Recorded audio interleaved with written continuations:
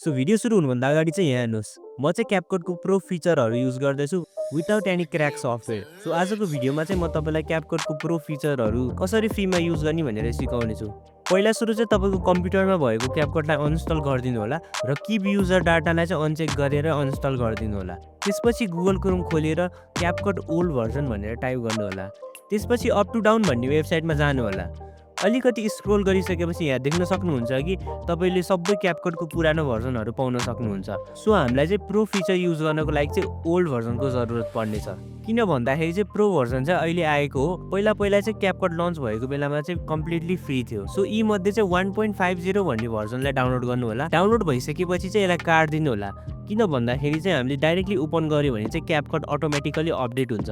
हामीले चाहिँ क्यापकटलाई automatic update हुनुबाट रोक्नु पर्नेछ। सो त्यसको लागि चाहिँ एउटा ट्रिक गर्नुपर्नेछ। पहिला सुरु चाहिँ दिस पीसीमा जानु होला र सी ड्राइभलाई चाहिँ खोल्नु होला। सी ड्राइभमा चाहिँ तपाईँले युजर भन्ने फोल्डर देख्न सक्नुहुन्छ। त्यहाँ क्लिक गरिदिनु होला र तपाईँको डिफल्ट युजरमा जानु होला र यहाँ एप डाटा भनेर देखाउनेछ। यदि एप डाटा भनेर देखाएको छैन भने माथि भ्यू ट्याबमा गएर सो भन्ने अप्सनमा क्लिक गरेर हिडन आइटमलाई चाहिँ चेक गर्नु होला। एप डाटामा गइसकेपछि चाहिँ लोकल भन्ने फोल्डरलाई खोल्नु होला। लोकल भन्ने फोल्डरलाई चाहिँ ओपन गरिसकेपछि चाहिँ यहाँनिर अर्को फोल्डर दिएको छ क्यापकट भन्ने, त्यो क्यापकट भन्ने फोल्डरलाई पनि ओपन गर्नु होला। त्यसपछि युजर डाटा भन्ने फोल्डरमा जानु होला अनि डाउनलोड्स भन्ने फोल्डरमा जानु होला। डाउनलोड्स भन्ने फोल्डरमा चाहिँ हामीले केही चेन्जेस गर्नुपर्ने हुनेछ।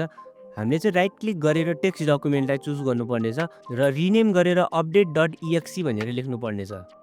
अपडेट.exe भनेर लेखिसकेपछि चाहिँ राइट क्लिक गर्नु होला र प्रपर्टिजमा गएर रिड ओन्लीमा क्लिक गरिदिनु होला र यो अपडेट.exe लाई चाहिँ कपी गर्नु होला र ब्याक जानु होला र ब्याक आइसकेपछि एप्स भन्ने फोल्डरमा जानु होला र एप्स भन्ने फोल्डरमा पनि पेस्ट गरिदिनु होला र हाम्रो प्रोसेस चाहिँ डन भइसकेको छ। यो अपडेट.exe ले चाहिँ हाम्रो क्यापकटलाई चाहिँ अपडेट हुनुबाट बचाउँछ। सो हामी चाहिँ यसलाई सबैलाई काटेर क्यापकट खोलौँ है त।